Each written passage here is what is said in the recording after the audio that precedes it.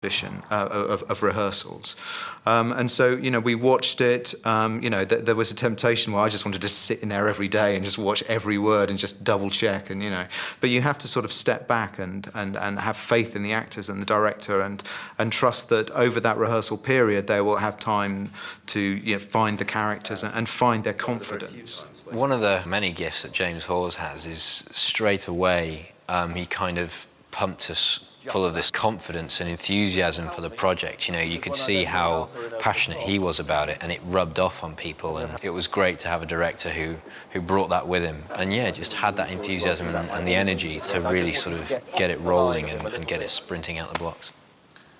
I think it's fine that we see you as a little bit of a spoiled bully early on, because it does give you somewhere to go. But the idea is that in the market scene, second scene we really see you in, at the end of it, you deck Merlin, wallop, he's down. Guards come in to scoop him up, and you get, no, it's all right. Wait. Let him go. He may be an idiot, but he's a brave one. There's something about you, Merlin. I can't quite put my finger on it. We start to see a bit of generosity and a start of something about him, which works for us on two levels. One is we start to see you being a bit more human. Yeah. And the other is starting to connect with this guy who's part of your destiny. Arthur and Merlin are the ultimate odd couple. Together, they've had an adventure of a lifetime. It's been an action-packed journey for a young prince who wasn't exactly matey with Merlin when they first met. Do I know you? I'm Merlin. So I don't know you? No. Yet you called me friend. That was my mistake. Yes, I think so. Yeah. I'd never have a friend who could be such an ass. When I first read the scripts, I was actually quite pleased that he wasn't just a nice, good guy, really. Come on. I think it's incredibly boring when people are good for the sake of being good. I warn you, I've been trained to kill since birth. Wow.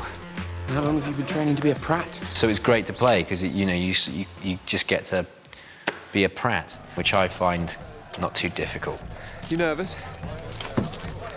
I don't get nervous. Really? I thought everyone got nervous. Will you shut up?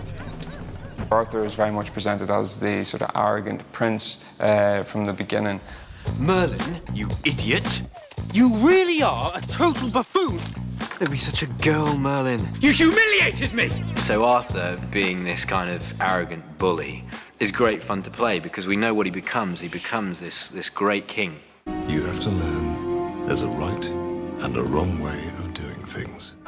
But his rise to the throne is far from an easy one, as Camelot's future king is constantly in danger. And that's led to some close shaves for the sword-wielding knight in shiny armour.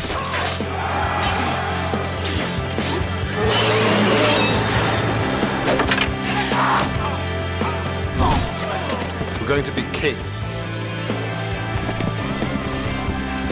It's time. And also, just a little technical thing. If he hasn't already, Andreas is going to teach you how to throw knives so that you're somebody that knows exactly what he's doing with it. Yeah. All of that stuff is stuff Arthur can do. And he's proud of being able to do well. Any weapon. Yeah. He is a trained killing machine. Before landing this regal role, eagle-eyed BBC Three viewers might have recognised him as a love rat. How many girls are you already sleeping with? What sort of a question's that? Oh, that's probably one of them now. In one-off drama Disconnected, he played lovable rogue Ben. I don't know how they got there. But what was it that attracted him to this princely part? When I first picked up the script, it captured my imagination. It was an enjoyable read, and I straight away read it and thought I would love to do this. I couldn't see anything but the levels of fun that were going to be had. I think most people feel like that, possibly me more so, due to the fact that I get to, kill a few people with swords and be a bit of a hero.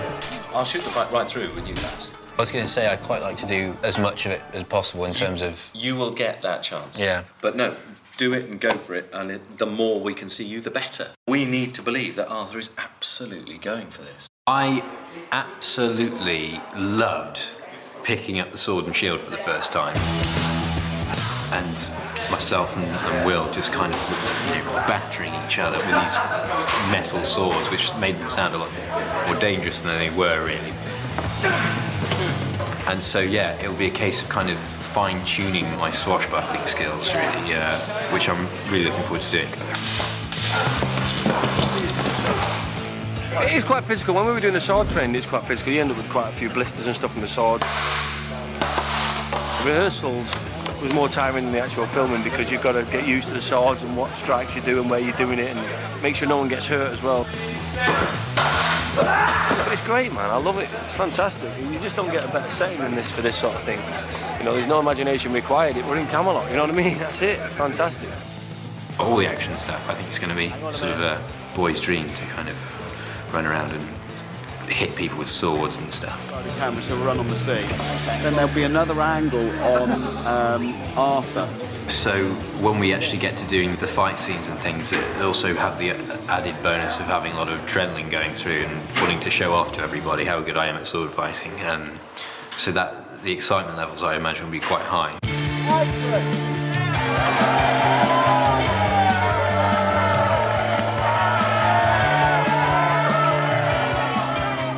Will and Bradley are loving the fighting. As far as they're concerned out there, they're medieval knights and they're born to it.